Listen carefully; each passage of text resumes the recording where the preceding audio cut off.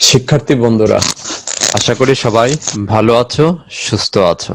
Azizul Mamun BS, that means Azizul Mamun Bangla school YouTube চ্যানেলে সবাইকে স্বাগত জানাচ্ছি। আমি আজিজুল ইসলাম মামুন। টিউটোরিয়ালে যাওয়ার আগে সবাইকে অনুরোধ করব, তোমরা Azizul Mamun BS Bangla school YouTube চ্যানেলটি সাবস্ক্রাইব করে নেবে। আজ আমরা আলোচনা করব একাদশ, দ্বাদশ ও আলিম শ্রেণীর তথ্য ও যোগাযোগ প্রযুক্তি বিষয়ের database management system. Database management system নিয়ে ইতিমধ্যে আমরা 4টি টিউটোরিয়াল শেষ করেছি। আজ আমরা পঞ্চম ও শেষ টিউটোরিয়ালটি নিয়ে আলোচনা করব। এই টিউটোরিয়ালের মাধ্যমে ডাটাবেজ ম্যানেজমেন্ট সিস্টেমে আমাদের কারিকুলামের সবগুলা শিক্ষণফল আলোচনা শেষ হবে। আজ আমাদের আলোচ্য সূচিতে রয়েছে operator, SQL command, security, database security. Operator, database ব্যবহার করতে কিছু অপারেটর প্রয়োজন পড়ে। বেশ কয়েক ধরনের অপারেটর রয়েছে। অ্যারিথমেটিক্যাল অপারেটর, বা এটাকে বাংলায় বলা হয় গাণিতিক operator, comparison operator, relational operator তুলনামূলক, লজিক্যাল বা যৌক্তিক, কনকেটেনেশন এটা হলো সংযুক্তিকরণ, এবং স্পেশিয়াল। অ্যারিথমেটিক অপারেটর কি? নিউমেরিক এক্সপ্রেশন তৈরি করতে অ্যারিথমেটিক অপারেটর ব্যবহার করা হয়, যেমন যোগ, বিয়োগ, গুণ, ভাগ ইত্যাদি জন্য ব্যবহৃত হয়। গাণিতিক যে চিহ্নগুলো আছে তাদেরকেই বলা হয় আসলে মূলত অ্যারিথমেটিক অপারেটর। যোগ, বিয়োগ, গুণন, ভাগ, ভাগফল, মড, এই যে এগুলা হলো অ্যারিথমেটিক্যাল অপারেটর। কম্পারিজন, দুটি এক্সপ্রেশনের মধ্যে, দুটি সংখ্যার মধ্যে তুলনা করতে কম্পারিজন অপারেটর ব্যবহৃত। একে রিলেশনাল অপারেটরও বলা হয়, যেমন equal, less than, greater than, less than equal, greater than equal, এই নট ইকুয়াল, এগুলা হলো আসলে কম্পারিজন অপারেটর। লজিক্যাল অপারেটর, দুটি এক্সপ্রেশনকে একত্র করে এবং এক্সপ্রেশনটি সত্য বা মিথ্যা মূল্যায়ন করে, যেমন and operator, or, not, not equal, implication, bitwise, এই ধরনের আসলে বিভিন্ন লজিক্যাল অপারেটর ব্যবহার করা হয়। কনকেটেনেশন, দুটি স্ট্রিং, স্ট্রিং মানে কি দুইটা বাক্য বা বাক্যাংশ যোগ করার জন্য কনকেটেনেশন অপারেটর ব্যবহার করা হয়। এন্ড চিহ্ন হচ্ছে কনকেটেনেশন অপারেটর, প্লাস চিহ্ন দ্বারা দুটি স্ট্রিংকে যোগ করা যায়। এন্ড হলো কনকেটেনেশন অপারেটর, অথবা প্লাস চিহ্ন ব্যবহার করেও সেটা করা যায়, যেমন result equal string 1 plus string 2, দুইটা স্ট্রিং এর মধ্যে যোগফলের মাধ্যমে আমরা কি পাবো? রেজাল্ট পাবো। অথবা result equal string 1 plus string 2, এখানে আমরা এন্ড অপারেটর দিয়ে করতে পারি, আবার আমরা প্লাস অপারেটর দিয়েও করতে পারি। এগুলাকে বলা হয় কনকেটেনেশন। স্পেশাল অপারেটর, কিছু স্পেশাল অপারেটর আছে, যেমন প্রশ্নবোধক চিহ্ন বা স্টার চিহ্ন, যেটাকে ওয়াইল্ড কার্ড চিহ্নের সাথে লাইক অপারেটর ব্যবহার করে, এগুলো স্পেশাল অপারেটর সমূহ নিয়ে আমরা দেখলাম। তারপরে আমরা দেখব এসকিউএল কমান্ড। এসকিউএল এর কমান্ডে, এসকিউএল নিয়ে আমরা আগে দেখেছিলাম data definition language, data manipulation language, data query language. Data definition ল্যাঙ্গুয়েজের পার্ট আমরা প্রথম দেখব। ডাটাবেস তৈরি করা, টেবিল তৈরি করা, এই কাজগুলা আসলে হয় DDL, data definition language. Database তৈরির এসকিউএল সিনট্যাক্স, স্ট্রাকচারটা কিরকম দেখো। আমরা যদি ডাটাবেস তৈরি করতে চাই, আমাদের কোয়েরি লিখে ক্রিয়েট ডাটাবেস, এখানে ডাটাবেজের নাম দিতে হবে। যে ডাটাবেস আমি তৈরি, যে নামে ডাটাবেস তৈরি করব সেটাকে এখানে দিতে হবে। আমরা ডাটাবেস তৈরি করব। এখন ডাটাবেস তৈরির এসকিউএল কমান্ড, এটা হলো সিনট্যাক্স, যেভাবে আমাদের করতে হয়, স্ট্রাকচার এরকম। আর আমার যদি ডাটাবেস তৈরি করি তাহলে এরকম লিখতে হবে, create database DB underscore S A GC. এই কমান্ডটা ব্যবহার করলে একটা ডাটাবেস তৈরি হয়ে যাবে। ডাটাবেসের নাম হবে DB underscore S A GC. এটা ডাটাবেস তৈরির কমান্ড। টেবিল তৈরির এসকিউএল সিনট্যাক্স। আমরা যখন টেবিল তৈরি করতে যাব তারও সিনট্যাক্স আছে। কি? ক্রিয়েট টেবিল লিখে তারপরে টেবিলের নাম দিতে হবে। তারপরে কলাম, 1 নম্বর কলামে আমরা কি দিব? Data type. 1 নম্বর কলামের নাম হবে মানে কি, প্রথম ফিল্ডের নাম হবে ডাটা টাইপ, ডাটার সাইজ। 2 নম্বর কলাম ডাটা টাইপ সাইজ, 3 নম্বর কলাম ডাটা টাইপ সাইজ। ঠিক আছে, এভাবে n সংখ্যক আমি আমার প্রয়োজন অনুযায়ী আমি কলাম এবং ফিল্ড ব্যবহার করে, ডাটা টাইপ ব্যবহার করে আমি টেবিল বড় ছোট করতে পারবো। তো টেবিল তো এসকিউএল কমান্ড। আমি এটা তো সিনট্যাক্স দেখলাম, এখন আমি কমান্ড দেখি। আমি একটা টেবিল তৈরি করার টেবিলের নাম দিলাম আমরা কি, স্টুডেন্ট ইনফো। আইডি, নাম্বার, কি ধরনের ডাটা টাইপ ব্যবহার করব? Number type. এখানে প্রাইমারি কি হিসেবে ব্যবহার করা হবে? আইডি। নেম, তারপরের ফিল্ডটা দেখবে name, text type, section, text type, GPA, number type, city, text type. যখন আমরা রান করবো একটা ডেটাবেস ফাইল বা টেবিল তৈরি হয়ে যাবে। টেবিলটা কিরকম হবে আমরা দেখাই। এই দেখো স্টুডেন্ট ইনফো, আমরা প্রথম কি চেয়েছিলাম? আইডি, পরে চেয়েছিলাম নেম, পরে চেয়েছি সেকশন, পরে চেয়েছি জিপিএ, তারপরে চেয়েছি সিটি। এই যে দেখো এরকম একটা টেবিল হয়ে যাবে। ফিল্ড যোগ করার এসকিউএল সিনট্যাক্স। এই যে আমরা এরকম একটা টেবিল তৈরি করেছি, এই টেবিলের মধ্যে এই পাশে আর একটা আমরা ফিল্ড তৈরি করব। এই পাশে একটা কন্টাক্ট নামে ফিল্ড তৈরি করব। এই ফিল্ড তৈরি করার জন্য আমরা একটা সিনট্যাক্স দেখি। এখানে একটা ফিল্ড যোগ করার সিনট্যাক্স দেখি। অল্টার টেবিল, আমরা কিছু যোগ করার জন্য আমার কি করতে হবে? অল্টার ব্যবহার করতে হবে। Alter table, table name, add, টেবিলের নাম দিয়ে আবার কি দিতে হবে? অ্যাড। নিউ কলাম, নতুন কলামটার নাম, ডেটা টাইপ, সাইজ। যদি আমি একটা কলাম ব্যবহার করি তাহলে একটা কলাম দিব, ডেটা টাইপ সাইজ দিব। আর new column to data type, যদি আমি দুইটা কলাম অ্যাড করতে, দুইটা ফিল্ড অ্যাড করতে চাই তাহলে আমি দুইটার নাম দিব। এটা হলো সিনট্যাক্স। এখন আমি কমান্ডটা দেখি আসলে কি হবে।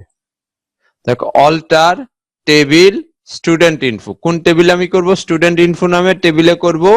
অ্যাড করো, কি অ্যাড করো? কন্টাক্ট নামের একটা ফিল্ড অ্যাড করো। Contact, text size 25। এখানে সর্বোচ্চ আমি কত টেক্সট ব্যবহার করতে পারবো? 25টা টেক্সট আমি ব্যবহার করতে পারবো। টেবিলটা কেমন হবে? এই যে দেখো ID, name, section, GPS, city আমার এই পর্যন্ত ছিল। এখানে কন্টাক্ট, আরেকটা ফিল্ড আমার এখানে যোগ হয়ে যাচ্ছে। ফিল্ড যোগ করলাম, এখন ফিল্ড মুছে ফেলার এসকিউএল সিনট্যাক্স। ফিল্ড আমরা যোগ করার পর আমরা ফিল্ড মুছেও ফেলতে পারবো। স্টুডেন্ট ইনফো, এই যে এখানে একটা টেবিল আছে, এই টেবিল থেকে আমরা কি করতে পারি? একটা ফিল্ড আমি মুছে ফেলতে পারি। সিটি ফিল্ডটা কি আমরা মুছে ফেলতে পারি। এটার স্ট্রাকচার সিনট্যাক্সটা দেখি আমি, যে অল্টার টেবিল, টেবিল নেম, টেবিলের নাম এবং ড্রপ কলাম নেম, যে কলামটা বা যে ফিল্ডটাকে আমরা মুছে ফেলবো, ড্রপ করব তার নাম। তো আমরা কমান্ডটা দেখি। অল্টার টেবিল স্টুডেন্ট ইনফো, টেবিলের নাম কি? Student info. টেবিল থেকে ড্রপ করো, কি ড্রপ করবে? সিটি নামের যে ফিল্ডটা আছে এই ফিল্ডটা ড্রপ করবে। এটা করার পর, এই কমান্ড দেওয়ার পর আমার কি আসতেছে দেখো।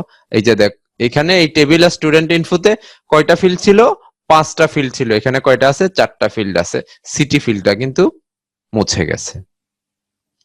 তারপরে রেকর্ড যোগ করার এসকিউএল সিনট্যাক্স। রেকর্ড কিভাবে যোগ করব ডাটাবেজে তার একটা সিনট্যাক্স আমরা দেখি। যে ইনসার্ট ইনটু টেবিল, টেবিলে আমি ইনসার্ট করব কলাম 1 2। এখানে কলাম কয়টা আছে? 1 2 3 4 5। আমি এইরকম যে কয়টা কলাম আছে প্রত্যেকটা কলামের জন্য আমি লিখবো ভ্যালুস। প্রত্যেকটা ভ্যালু এই কলামে কি লিখব? এই যে কলাম 1, কলাম 1 এর জন্য এখানে ভ্যালু যাবে। কলাম 2, কলাম 2 এর জন্য যে এখানে ভ্যালু যাবে। এটা হলো স্ট্রাকচার। এখন আমরা কমান্ডটা দেখি, এসকিউএল যোগ করার কমান্ড। ইনসার্ট স্টুডেন্ট ইনফো, টেবিলের নাম দিলাম। প্রথম একই কলাম কি? আইডি, দ্বিতীয় কলাম নেম, পরের কলাম সেকশন, তারপরের কলাম জিপিএ, তারপরের কলাম সিটি। এখন কলামগুলো লেখার পরে আমরা কি বলছি? ভ্যালুস। কলামের ভিতরে এই ভ্যালুগুলো এই অ্যাড করো। আইডি কি? 1, নাম আশেক, সেকশন এ, জিপিএ 5, সিটি কোথায়? ঢাকা। কিরকম হবে টেবিলটা? এই যে এরকম। এখানে তো ফাঁকা ছিল না এই কলামটা, এই রেকর্ডটা, এখানে একটা রেকর্ড যোগ হয়ে গেছে। এখন তুমি যদি এখানে একাধিক রেকর্ড যোগ করতে চাও, জাস্ট ভ্যালুস লিখে ভ্যালুস ভ্যালুস ভ্যালুস লিখে যাবা, তাহলেই এসে যাবে। ইনসার্ট ইনটু স্টুডেন্ট ইনফো, এটা লেখার পর ভ্যালুস 5টা এন্ট্রি, ডাটা এন্ট্রি দিবা, 5টা ভ্যালুস লিখে দিবা, 5 জনের ডাটা এখানে নিয়ে নিবে। রেকর্ড আপডেট করার এসকিউএল, মনে করো যে এই একটা স্টুডেন্ট ইনফো নামে এই টেবিল আছে। এই টেবিলে দেখো দ্বিতীয় এতে আছে 2 নাম্বার আমিরুল, সেকশন বি, জিপিএ 4 পয়েন্ট পেয়েছে, তার বাড়ি যশোর, এটা আসলে বাড়ি হওয়ার কথা খুলনা, কিন্তু আমরা লিখে দিয়েছি যশোর। সেক্ষেত্রে এটা আমরা এডিট করব। কিভাবে এডিট করব? এডিট করে আমরা সিনট্যাক্সটা দেখি, রেকর্ড আপডেট করা সিনট্যাক্স। আপডেট টেবিল নেম, আমরা কি করব? আপডেট করব table name, set column 1 value, column 2 value. যদি আমার চেঞ্জ করতে লাগে একাধিক, আমি যদি একটা কলামের করতে চাই তাহলে একটা কলাম, যদি দুইটা কলাম করতে চাই তাহলে দুইটা কলাম। ওয়ার এবং এখানে কন্ডিশন দিতে হবে, শর্ত সাপেক্ষে কিন্তু বের করতে হবে, না হলে কিন্তু সম্ভব না। কারণ এখানে কি মিলতে হবে, যদি কি না মিলে তাহলে কিন্তু সে করতে পারবে না। রেকর্ড আপডেট করার এসকিউএল কমান্ড, আমি সিনট্যাক্স দেখলাম, এখন কমান্ডটা দেখি। আপডেট স্টুডেন্ট ইনফো, এখানে কি বললাম? আপডেট করতে কোথায়? স্টুডেন্ট ইনফো টেবিলে সেট, সেট করো সিটি, সিটির জায়গায় সেট করো খুলনা, সিটির জায়গায় খুলনা সেট করো। হোয়ার আইডি ইকুয়াল টু, যার আইডি 2 তার সিটির জায়গায় তুমি খুলনা সেট করো। এই যে এই কমান্ডটা লিখতে বলেছে। আবারও বলি, এখানে আমরা কি করছি? বলছে আপডেট পরিবর্তন করো স্টুডেন্ট ইনফো টেবিলে সেট করো সিটি ইকুয়াল খুলনা। কি লিখবে? সিটি সমান খুলনা। হোয়ার যেখানে আইডি ইকুয়াল টু, আইডি কত? 2 নাম্বার আইডির সিটির জায়গায় কি লিখবে? খুলনা লিখবে। আমরা টেবিলটা দেখি, এই কমান্ড দেওয়ার পরে আসলে আমার কি হচ্ছে? টেবিলটা দেখো, এই যে 2 নাম্বার আমিরুল আছে, আমিরুলের জায়গায় কি চলে আসছে? খুলনা চলে এসেছে, এরকম আসবে। তারপর রেকর্ড ডিলিট করার এসকিউএল সিনট্যাক্স। এখন তো মনে করো যে এই টেবিলটা এরকম আছে, এই টেবিল থেকে আমি রেকর্ডস ডিলিট করব। মনে করো যে প্রথম 1 নম্বরে আছে আশেক, আশেকের রেকর্ডটাই আমরা ডিলিট করব, এখান থেকে মুছে ফেলবো। তার একটা সিনট্যাক্স আমরা দেখে নেই। ডিলিট ফ্রম টেবিল নেম, টেবিলের নাম দিতে হবে। কোত্থেকে ডিলিট করব? ফ্রম টেবিল নেম থেকে। হোয়ার কন্ডিশন দিতে হবে, একজন দিলে ওইখানে যেমন আমরা এন্ট্রি করার জন্য একটা রেকর্ড আপডেট করার জন্য দিয়েছিলাম কন্ডিশন, এখানেও কন্ডিশন লাগবে। তো কমান্ডটা দেখি আমরা। Delete from student info table থেকে ডিলিট করো। হোয়ার আইডি ইকুয়াল 1, আইডি কত? 1 আইডিটাকে তুমি কি করবা? ডিলিট করে দিবা। 1 আইডির যত রেকর্ড আছে সে তুমি সেটা ডিলিট করে দাও। এই কমান্ড দেওয়ার পরে আমাদের কি আসতেছে? এই যে দেখো, student info table 1 number record কিন্তু আমাদের এখানে নেই, 2 থেকে শুরু হয়েছে। 1 নাম্বার কি হয়ে গেছে? আমরা ডিলিট করে দিয়েছি বা আমরা মুছে ফেলেছি। এটা আসলে রেকর্ড ডিলিট করার কমান্ড। এখন ডাটা প্রদর্শন করার এসকিউএল, এখানে এটা কি হচ্ছে? ডিকিউএল, ডাটা কোয়েরি ল্যাঙ্গুয়েজ। ঠিক আছে, এটা হলো data query language. Data query করার জন্য এই যে একটা টেবিল আছে, এই টেবিল থেকে আমরা আসলে ডাটা দেখবো, আশেকের ইনফরমেশন কিংবা 2-3 জনের ইনফরমেশন কিংবা আমরা ফিল্ড অনুযায়ী খুঁজে দেখতে পারবো। প্রথমে আমরা দেখি যে পুরা টেবিলের ডাটা দেখবো। Select from table name, data খুঁজে বের করার জন্য আমার কমান্ডটা হলো সিলেক্ট। ডাটা খুঁজে বের করার কমান্ড হলো আমার select. Select from table name, টেবিলের নাম কি? নাম দিব। আমরা কমান্ডটা দেখি। সিলেক্ট ফ্রম স্টুডেন্ট ইনফো, কোত্থেকে সিলেক্ট করতে বলেছি? স্টুডেন্ট ইনফরমেশন টেবিল থেকে টেবিলটার ডাটা প্রদর্শন করার জন্য বলছি। দেখি আমাদের কমান্ড দেওয়ার পর কি আসবে। এই যে এই পুরা টেবিলের রেকর্ড আমাদের দেখিয়ে দিয়ে, পুরা টেবিলে যা আছে পুরা তথ্য আমরা এখানে দেখতে পারবো। এটা কি? আমি পুরা টেবিল দেখতে চাচ্ছি। আমরা চাইলে এখন একটা ফিল্ড ধরে দেখতে পারি, ফিল্ড ধরে খুঁজে দেখতে পারি, কিংবা 2 জনের রেকর্ড দেখতে পারি। এটা বিভিন্ন আমরা আরো কমান্ড দেখি, ডিকিউএল এর আরো কমান্ড দেখি আমরা। ডিকিউএল মনে করে যে এইখানে টেবিলটাই আছে, এই ফাইলটা আছে, এখান থেকে ফিল্ডের ডাটা প্রদর্শনের এসকিউএল লিখবো। আমি 2টা ফিল্ডের ডাটা বা 3টা ফিল্ডের ডাটা প্রদর্শন করার জন্য আমি এসকিউএল লিখবো। দেখি syntax. Select column 1 column 2, select করতে বলছি কলাম 1 2 ফ্রম কোত্থেকে? টেবিল নেম, ওই টেবিলের নাম দিতে হবে আমাদের। তাহলে কমান্ডটা আমরা দেখি। সিলেক্ট, কি সিলেক্ট করলাম? Name, section, GPA. কয়টা ফিল্ড আমরা সিলেক্ট করলাম? 3টা ফিল্ড আমরা সিলেক্ট করলাম। কোত্থেকে? From student info, student information থেকে আমরা এই 3টা ফিল্ড সিলেক্ট করলাম প্রদর্শন করার জন্য। টেবিলটা দেখি, কমান্ড দেওয়ার পর আমরা টেবিলটা দেখি। আশেক, দেখো আশেকের সবার চলে আসছে। এখানে কি নেই? আমি আইডি চাইনি আর সিটি চাইনি, এই 2টা ফিল্ড চাইনি, কিন্তু বাকি 3টা ফিল্ড এখানে চলে এসেছে না? ঠিক এইভাবে প্রদর্শন করবে। এইটা না, আমি এর বাইরে আরো স্পেসিফিক আমরা করতে পারি। মনে করো যে এই টেবিলটা আছে, এই ফাইল আছে, এই ফাইল থেকে আমরা শুধু জিপিএ 5 যারা পেয়েছে তাদের রেকর্ড আমি দেখবো। এখানে জিপিএ 5 3 জন পেয়েছে, এই রেকর্ড গুলো আমরা শুধু দেখতে চাই। রেকর্ড প্রদর্শনের জিপিএ 5 দারি রেকর্ড, কিংবা মনে করো যে ঢাকা সিটির বাসিন্দাদের আমরা দেখতে চাই, এরকম করতে আমরা এখন জিপিএ 5 দিয়েই দেখি। সিনটেক্সটা দেখি, সিলেক্ট কলাম 1 2 ফ্রম তোমার যে কয়টা কলাম সিলেক্ট করবা সেই কলামটা টেবিল হোয়ার কন্ডিশন, এবং এই টেবিলের নাম দিবা, তারপরে আমাদের কি দিতে হবে, কন্ডিশন দিতে হবে। আমরা কমান্ডটা একটু দেখি, সিলেক্ট দিয়ে স্টার্ট দিব ফ্রম স্টুডেন্ট ইনফরমেশন টেবিল থেকে আমি বের করব, কি বের করব, হোয়ার জিপিএ ইকুয়াল 5.00, যেখানে জিপিএ সমান আছে কি 5.00, সেই রেকর্ড গুলো আমাদের দেখাও। কি আসবে টেবিলটা আমরা দেখি, এই যে দেখো এইরকম একটা টেবিল আমাদের আসবে। এখানে কি আসছে, আশেক জিপিএ 5 পেয়েছে, শান্তা জিপিএ 5 পেয়েছে, সাজিদ জিপিএ 5 পেয়েছে। এই তিনজনের ডেটাই কিন্তু এখানে দেখাচ্ছে, অন্য ডেটা কিন্তু এখানে প্রদর্শন করছে না, কারণ আমি কি ধরে খুঁজতে চেয়েছি, জিপিএ ধরে আমি খোঁজার চেষ্টা করেছি। এসকিউএল কমান্ড নিয়ে আমাদের আলোচনা এখানেই শেষ। তোমাদের যদি কোনো প্রশ্ন থাকে তোমরা কমেন্টে জানাবে, বিষয়গুলো নিয়ে আবার আরেকটি নতুন টিউটোরিয়ালে তোমাদের সমস্যাগুলো সমাধান করার চেষ্টা করব। এরপরে ডেটাবেস সিকিউরিটি। আমরা যে ডেটাবেস তৈরি করব, ডেটাবেসে যদি নিরাপত্তাই না থাকে, নিরাপদ যদি না হয়, তাহলে আমরা যে ডেটা এখানে সংরক্ষিত থাকবে সেই ডেটা তো যে কোনো সময় কি হ্যাকিং হয়ে যেতে পারে। আর্থিক প্রতিষ্ঠানের ডেটাবেস তৈরি করা হয়, সেইখানে যদি সহজে কেউ হ্যাকার ঢুকে যেতে পারে, তাহলে ডেটাগুলা হারিয়ে যাওয়ার বা নষ্ট হওয়ার হয়ে যেতে পারে। সেই কারণে ডেটাবেজে সিকিউরিটিটা খুবই প্রয়োজন। একটি ডেটাবেজে অনির্দিষ্ট ব্যবহারকারী থেকে ডেটা সুরক্ষিত রাখাকে বলা হয় ডেটাবেজ সিকিউরিটি। ডেটাবেজে আসলে অসংখ্য মানুষ প্রবেশ করবে, তাদের প্রয়োজন অনুযায়ী ডেটা নেওয়ার চেষ্টা করবে। সেই জন্য এই যে ফেসবুকের কথাই, ফেসবুকে তো বিলিয়ন ইউজার, পোস্ট দিচ্ছে মানে কি, পোস্ট দিচ্ছি মানে আমি ছবি পোস্ট করছি, এটাও তো একটা রেকর্ড ডেটা।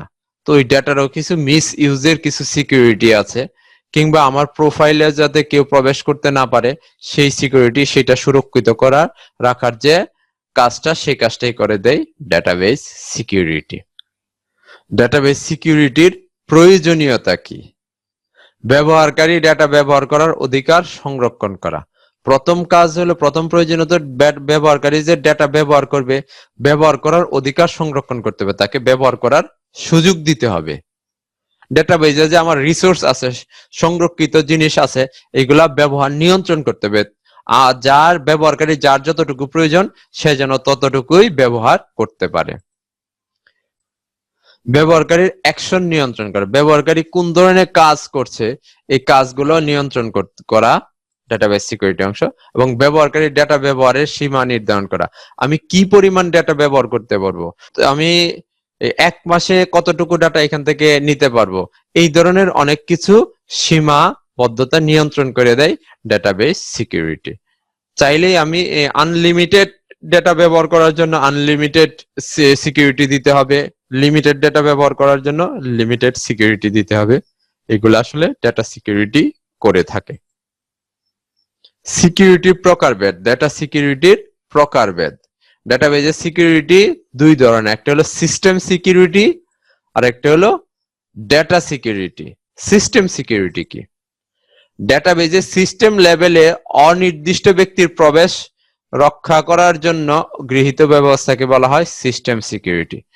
মানে কি, ডেটাবেজে যারা প্রবেশ করবে তাদের প্রবেশ রক্ষা করা, মানে প্রবেশ যে করবে এর মধ্যে তারা যেন নিয়ন্ত্রিতভাবে প্রবেশ করতে পারে, সেই ব্যবস্থাটা গ্রহণ করে কে, সিস্টেম সিকিউরিটি। সার্ভার কম্পিউটার অচল হয়ে গেলে ডেটাবেজের ডেটা হারিয়ে যায়। আমাদের ডেটাবেজের ডেটাগুলা কোথায় সংরক্ষিত থাকে? সার্ভারে সংরক্ষিত থাকে। সার্ভার যদি নষ্ট হয়ে যায় তাহলে কি হবে? ডেটাবেজের ডেটা হারিয়ে যাওয়ার সম্ভাবনা থাকে। কিন্তু সিস্টেম সিকিউরিটি থাকলে ডেটা পুনরুদ্ধার করা যায়। সিস্টেম সিকিউরিটি যদি থাকে তাহলে ডেটা পুনরুদ্ধার করা সম্ভব। ডেটা সিকিউরিটি, অনির্দিষ্ট ব্যক্তির হাত থেকে ডেটার গোপনীয়তা রক্ষা করাকে বলা হয় ডেটা সিকিউরিটি। যেমন মনে করো যে তোমাদের কলেজের একটা ডেটাবেজ আছে বা রেজাল্ট তুমি জানতে চাইবা, তুমি লগ ইন করে কিন্তু তোমার রেজাল্ট, তোমরা যেমন লগ ইন করে পরীক্ষা দিতে পারো ঠিক তেমনি লগ ইন করে তোমরা তোমাদের রেজাল্টও দেখতে পারবে। ওই যে রেজাল্ট দেখতে পারার যে বিষয়টা নিয়ন্ত্রণ করে কে ডেটা সিকিউরিটি। এখানে যার রেজাল্ট সেই দেখতে পারবে, আরেকজন আসলে লগ ইন করে আরেকজন নিজের রেজাল্টটাই দেখতে পারবে। ডেটা সিকিউরিটির জন্য প্রাপককে ডেটা এনক্রিপ্ট করে পাঠানো হয় এবং যিনি পাবেন তাকে ডেটা এনক্রিপ্ট করে পাঠানো হয়। প্রাপকের কাছে ডেটা পৌঁছানোর পর প্রাপক ডেটাকে ডিক্রিপ্ট করে তারপর ব্যবহার করে। যে ডাটাটা মনে করো যে আমি তোমার কাছে পাঠাচ্ছি, যদি এখান থেকে কেউ সেন্ড করে ডেটা পাঠানোর সময় ডাটাটা কি করা হয়, এনক্রিপ্ট চেঞ্জ করে দেওয়া, একটা কোড দিয়ে চেঞ্জ করে দিয়ে পাঠানো হয়, যাতে মাঝখানে কেউ যদি সেটা হ্যাকও করে যেন যে মূল ডাটাটা না পায়, এটা একটা পরিবর্তিত কোডের ডাটা পেয়ে যায়, বাইনারি কোডের ডাটা পেয়ে যায়, তখন সে আসলে এটা বুঝতে পারবে না। আবার যার কাছে ডাটাটা পাঠাচ্ছি সে ডাটাটা পাবে এবং তার কাছে একটা পরিবর্তন করে প্লেন টেক্সট, যেই টেক্সটে লিখেছে সেই টেক্সট আবার পড়তে পারবে। ডেটাকে এনক্রিপশন ও ডিক্রিপশন করার বিষয়কে ক্রিপ্টোগ্রাফি বলে। ঠিক আছে, ডেটাকে এনক্রিপশন করা এবং ডিক্রিপশন করার বিষয়টাকে বলা হয় ক্রিপ্টোগ্রাফি। ডেটা এনক্রিপশন এবং ডিক্রিপশন, যে প্রক্রিয়ায় প্লেন টেক্সটকে পরিবর্তন করে সাইফার টেক্সট তৈরি করা হয় তাকে এনক্রিপশন বলে। সাইফার টেক্সটের আলোচনা আমরা সামনেই পাবো, সাইফার টেক্সটের আলোচনা আমরা একটু পরেই করছি। যে প্রক্রিয়ায় প্লেন টেক্সটকে পরিবর্তন করে, মানে কি পরিবর্তিত কোডেড টেক্সট, সাইফার টেক্সট হলো কোডেড টেক্সট, মূল টেক্সটকে পরিবর্তন করে বাইনারি বা অন্য কোনো কোডে চেঞ্জ করে যে টেক্সটটা তৈরি করব সেটাই হয়ে যাবে কি সাইফার টেক্সট, পরিবর্তিত রূপ। যে প্রক্রিয়ায় সাইফার টেক্সটকে পরিবর্তন করে পুনরায় প্লেন টেক্সট তৈরি করা হয় তাকে ডিক্রিপশন বলে। এখন আমি মূল যে টেক্সটটা আছে প্লেন টেক্সট, এটাকে অন্য কেউ যাতে বুঝতে না পারে সেই জন্য আমরা চেঞ্জ করে দিচ্ছি, সাইফার টেক্সট করে কারো কাছে পাঠাচ্ছি। এখন যার কাছে পাঠাচ্ছি সে যখন পাচ্ছে ওইটাকে যখন আবার পরিবর্তন করে সে আবার প্লেন টেক্সটে নিয়ে আসবে তখন সেটাকে বলা হবে ডিক্রিপশন। প্লেন টেক্সট যখন পরিবর্তিত হবে কোডে তখন সেটা হবে এনক্রিপশন। আবার এই এনক্রিপ্টেড ডাটা যখন পরিবর্তিত হয়ে প্লেন টেক্সটে ফিরে আসবে তখন সেটাকে বলা হবে ডিক্রিপশন। উৎস ডাটাকে এনক্রিপ্ট করে পাঠালে প্রাপককে ওই ডাটা ব্যবহারের পূর্বে ডিক্রিপ্ট করতে হয়। আমরা যেখান থেকে ডাটা পাঠাচ্ছি সেখান থেকে এনক্রিপ্ট করে ডাটা পাঠালে যে প্রাপকের কাছে ডাটা পৌঁছানোর পর প্রাপককে সেটা ডিক্রিপ্ট করতে হয়। প্রেরক এবং প্রাপককে যথাক্রমে এনক্রিপ্ট এবং ডিক্রিপ্ট করার পদ্ধতি ও অ্যালগরিদম জানতে হয়। কিভাবে হয় আমরা একটা ছবিতে দেখি। এই যে দেখো প্লেন টেক্সট, এটা যখন এখানে আমি পাঠাবো সেটা কি হবে, এনক্রিপ্টেড হয়ে যখন কোথাও মাধ্যমে যাচ্ছে তখন সে কি হয়ে যাচ্ছে, এনক্রিপ্ট হয়ে সে কি হয়ে গেছে, সাইফার টেক্সট হয়ে গেছে। এখানে কি হাই হাউ আর ইউ আমি জানতে চেয়েছি, কিন্তু এটা আসলে বিভিন্ন ধরনের কোডে চেঞ্জ হয়ে সাইফার টেক্সট হয়ে গেছে। এটা যখন আবার প্রাপকের কাছে আসছে সে যখন এটা পড়তে যাচ্ছে তখন আবার এটা কি হয়েছে, পূর্বের এই যে প্লেন টেক্সটে এটা ফেরত এসেছে, হাই হাউ আর ইউ। এই প্রক্রিয়াটাই হলো ডাটা এনক্রিপশন এবং ডিক্রিপশনের প্রক্রিয়া। ডাটা সিকিউরিটির গুরুত্বপূর্ণ বিষয় এটুকু। ডাটা এনক্রিপশনের ধাপ সমূহ, এনক্রিপশন হয় কয়টা ধাপে, ডাটা এনক্রিপশন কমপ্লিট হইতে 4টা ধাপ লাগে। Plane text, cipher text, algorithm, security কি। আমরা একটু আগেই বলেছিলাম সাইফার টেক্সট। প্লেন টেক্সট আগে দেখি। এনক্রিপ্ট করার পূর্বে ডেটা যা পাঠ করা যায় তাকে প্লেন টেক্সট বলে। এনক্রিপ্ট করার আগে মানে কি, হিউম্যান রিডেবল, আমরা একজন মানুষ আর একজন মানুষের কাছে ডেটা পাঠাবো, এই পাঠানোর আগে যে ডাটার মূল ডাটাটা থাকবে সেটাকেই বলা হবে প্লেন টেক্সট। সাইফার টেক্সট, এই প্লেন টেক্সটটাকে যখন আমরা পরিবর্তিত করে কোনো কোডেড ডাটা হিসেবে পাঠাচ্ছি তখন সেই ডাটাটাকে বলা হয় সাইফার টেক্সট। এনক্রিপ্ট করার পরের ডেটা যা পাঠ করা যায় না তাকে সাইফার টেক্সট বলে। এনক্রিপ্ট করার পরে যে ডেটাটা যাচ্ছে সেটাকে বলা হবে সাইফার টেক্সট।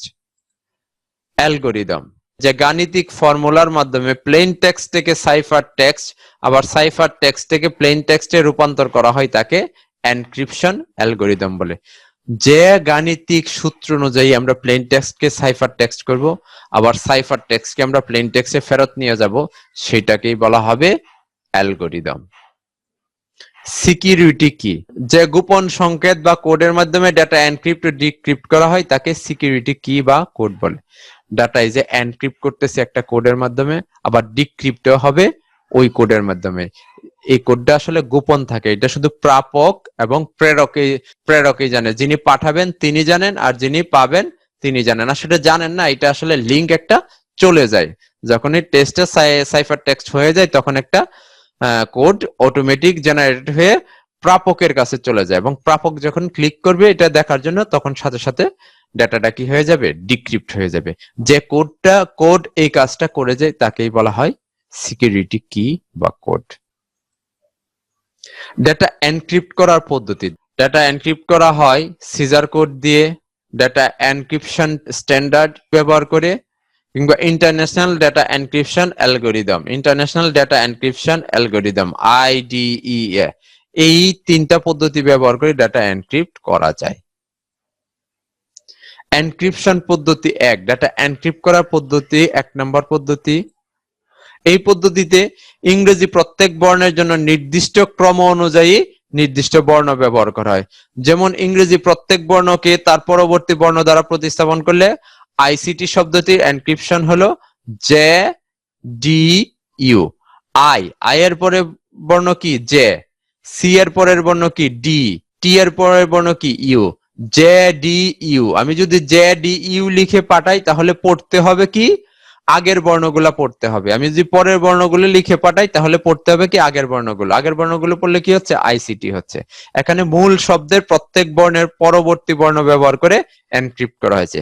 মূল যে শব্দটা আছে সেই শব্দটার পরের বর্ণটা ব্যবহার করে এনক্রিপ্ট করা হয়েছে। এনক্রিপশন পদ্ধতি 2, এই পদ্ধতিতে মূল ডেটার প্রত্যেক বর্ণকে ইংরেজি বর্ণমালার ক্রম অনুসারে অবস্থান নির্ণয় করা হয়। যেমন এ এর অবস্থানগত মান 1, সি এর অবস্থানগত মান 3, এ বর্ণটার অবস্থানগত মান হলো 1, সি এর অবস্থানগত মান হলো 3। প্রথমে এই কাজটা করা হয়, তারপরে অবস্থানগত সংখ্যাকে 8 দ্বারা গুণ করা হয়, এবং প্রত্যেকটা সংখ্যা এই যে এ থাকলে এ কে 8 দিয়ে গুণ করতে হবে, 1 কে 8 দিয়ে গুণ করব, সি থাকলে 3 কে 8 দিয়ে গুণ করা হবে। এটা হলো দ্বিতীয় কাজ। তারপর তৃতীয় কাজ হলো গুণ ফলের মানকে অবস্থান ধরে বর্ণমালার ক্রম অনুসারে যে বর্ণটি পাওয়া যায় তা এনক্রিপ্টেড বর্ণ হিসেবে ধরা হয়। গুণ ফলের মানকে অবস্থান ধরে বর্ণমালার ক্রম অনুসারে যে বর্ণটি পাওয়া যায় তা এনক্রিপ্টেড বর্ণ হিসেবে ধরা হয়। এই যে গুণ ফলের মান হবে 8 আর 3 গুণ করলে কত হবে 24। ঠিক আছে, এই গুণ ফুলের মানটাকে কি এনক্রিপ্টেড বর্ণ হিসেবে ধরা হবে। কি আমরা জানি বর্ণের মান তার সাথে কত দিয়ে গুণ করতে হবে, 8 দিয়ে গুণ করতে হবে, এবং গুণফল 26 অপেক্ষা বড় হলে 26 দ্বারা ভাগ করে ভাগশেষ নির্ণয় করা হয়। গুণফল যদি 26-এর চাইতে বড় হয়ে যায় তখন 26 দ্বারা ভাগ করে ভাগশেষ নির্ণয় করে, 26 দ্বারা এই গুণফলকে ভাগ করে ভাগশেষ নির্ণয় করে।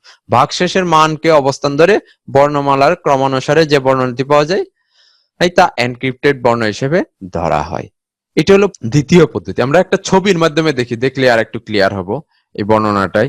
দ্বিতীয় পদ্ধতি সিজার শব্দটি এনক্রিপ্ট করলে, সিজার শব্দটি আমরা এনক্রিপ্ট করি সি ইকুয়াল 38 ইন্টু 24 সমান কি এক্স।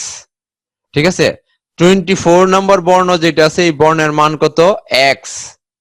আমরা যখন গুণ করতেছি গুণের মান আমরা পাচ্ছি, আমরা একটু আগে দেখি আবার, এই যে দেখো প্রতিস্থাপন 8 দ্বারা গুণ করা হয়, বর্ণনা যে বর্ণনী পাওয়া যায় তাকে এনক্রিপ্টেড বর্ণ হিসেবে ধরা হয়। কত সি এর মান 24 পেয়েছি, 24-এর মান যে বর্ণটা আছে সে বর্ণটা কি আমরা সেটাকে এনক্রিপ্টেড হিসেবে ধরলাম। কাকে এনক্রিপ্টেড হিসেবে ধরলাম, এই এক্স কে।